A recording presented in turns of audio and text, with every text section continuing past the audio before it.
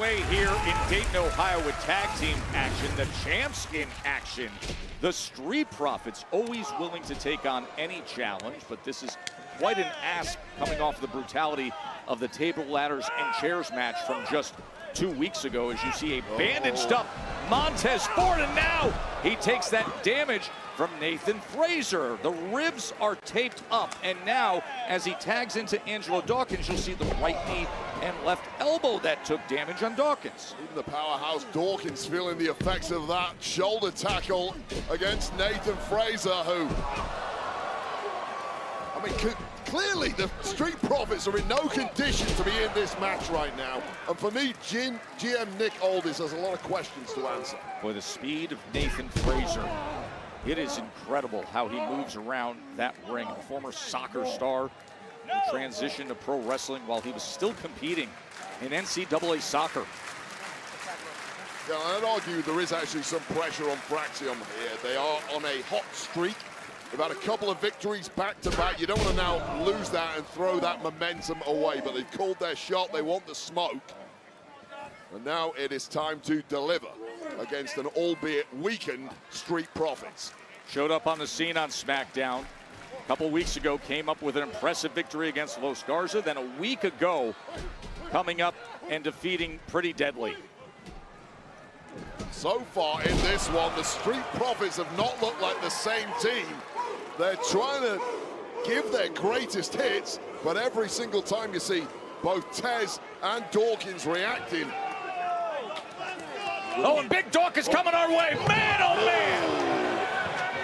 Well, perhaps Nathan Frazier might need some of those bandages after this match. That was a heavy hit straight into our announce table, although it may have taken something out of Dawkins in the process. And Axiom is quick to go out there and check on his partner.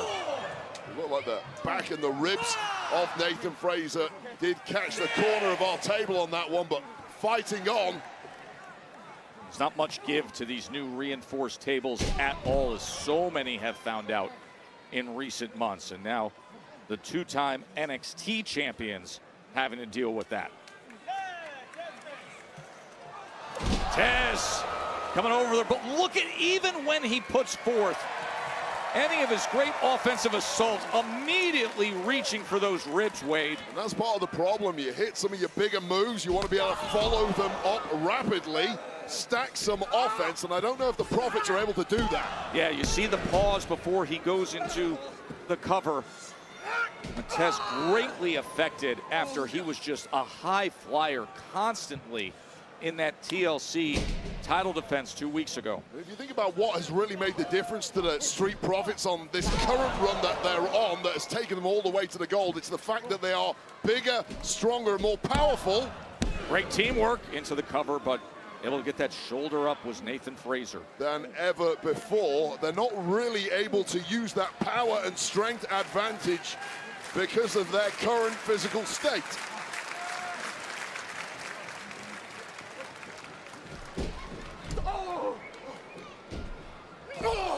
And Dawkins coming into that corner. I mean, the Profits can't get out of second gear. That's their big issue here. But what an opportunity that has fallen into the laps of Fraxium here. They called their shot, they got it granted. And if they can make this count, it will really shake up the tag division.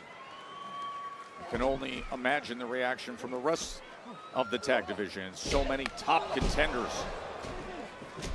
You never like it when a new hot team hits the scene and starts getting momentum like this. By the way, don't blink when Axiom and Nathan Frazier get into this gear.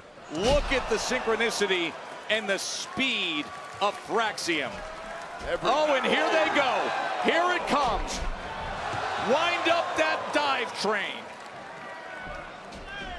Oh, Fraxium flying. Dawkins into the barrier. And here goes Frazier, Wade. Breaking the sound barrier is Frazier and Axiom against the tag champs. Looking in full control.